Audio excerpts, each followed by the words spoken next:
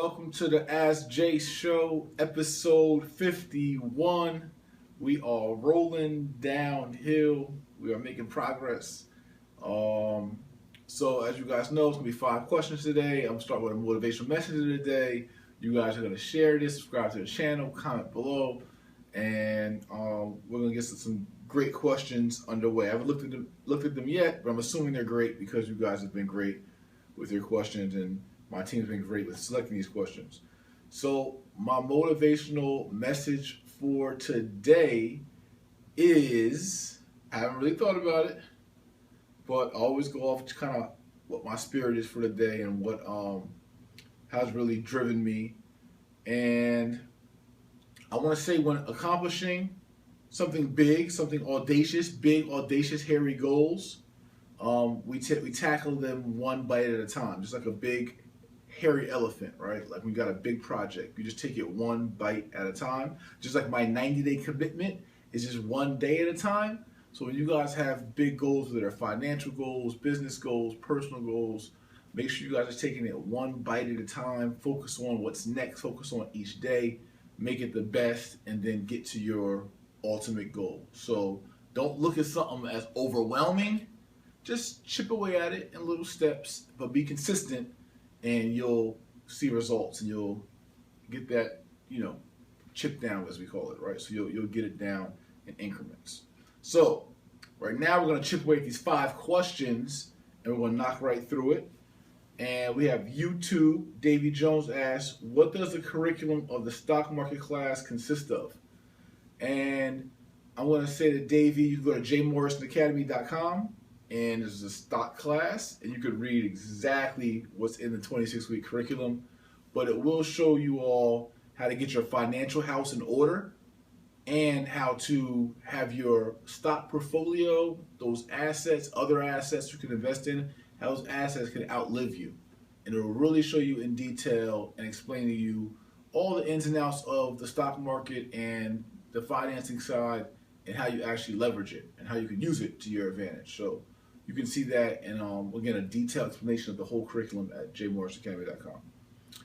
YouTube, Ty West, I never hear you speak on purchasing condos as buy and hold investments.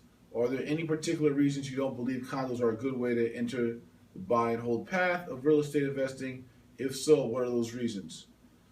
There's nothing wrong with condos, townhouses, or single family houses, vacation condos, being in your portfolio as investments. Only thing with a condo, whether it's a local condo or it's a vacation home in your portfolio, is that you're just relying on one tenant and one rent. And if that tenant leaves, you now have a mortgage you have to pay if you finance that home, unless you purchased it cash. And then that's where condos, I guess, are most beneficial, is when you could buy them cash. And then if your tenant leaves, there's no heavy carrying costs outside your maintenance fees or management fees. So but if you're mortgaging it, you have a single family home or condo, then you have to pay that mortgage regardless if you have a tenant or not. And so that's why I stress multifamily homes, because you have a better chance of, or it's less likely that both or 3 or 4 or 10 of your tenants all leave at once.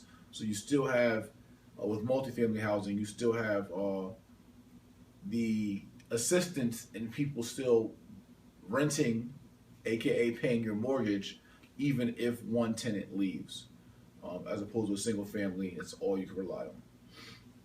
All right, great question, Ty. YouTube, Marcel Jackson. During your tenure as a broker, what made you decide to stop originating loans and focus on being a realtor full time? I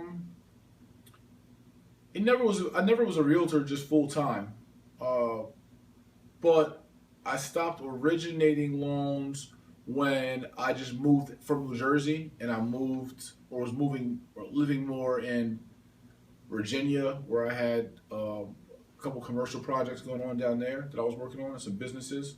And so originating just stopped becoming like part of my fold. So as I made more money, I stepped away from being a loan originator and even a realtor at the same time.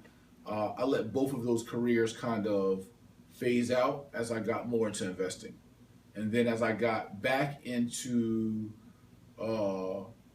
building my brand and just trying a different angle in real estate, that's when I got into real estate more as a celebrity realtor and didn't really go the mortgage route, which I miss, but just came back in as a realtor. That was kind of like the angle I chose, and there was no real strong rhyme or reason why that versus on financing. It's just kind of like what I was attracted to at that time. So that's it. You know what I mean? Like, so I really do miss the mortgage side. I like it more than being a realtor personally. But you know, so that's just that, I guess. What else? Facebook, Shayla Jones. Being that everyone is a social media based, do you believe it's still important for a club promoter to hit the streets and pass out flyers and posters? Well, outside just a club promoter, I think it's important that all business people still have grassroots efforts. Like, it's not just about hashtags and retweets. It's not just about Instagram posts.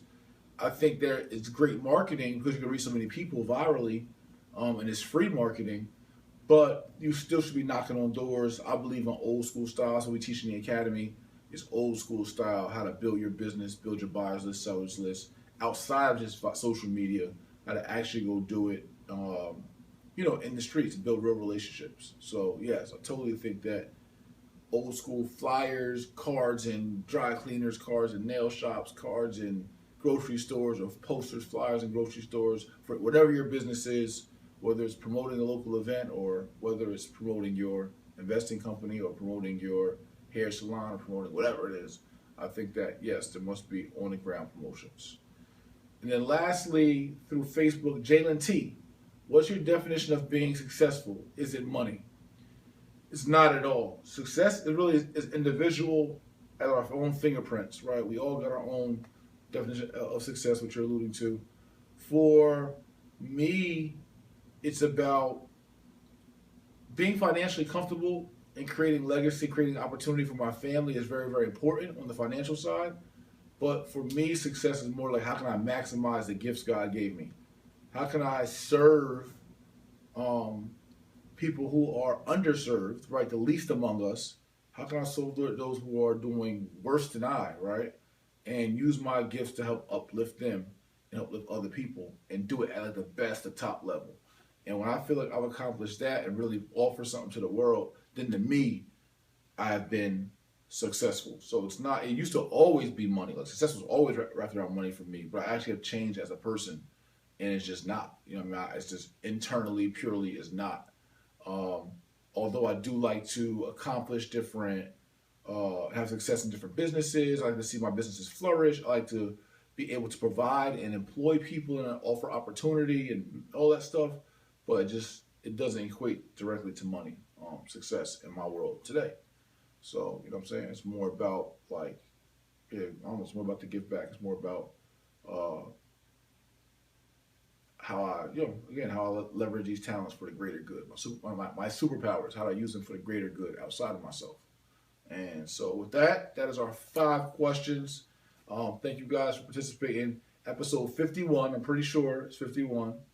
If not, it'll be edited, but I think it's 51. And make sure, again, you like the video, share the video, subscribe to the channel, comment below. Keep asking your questions, #AskJ.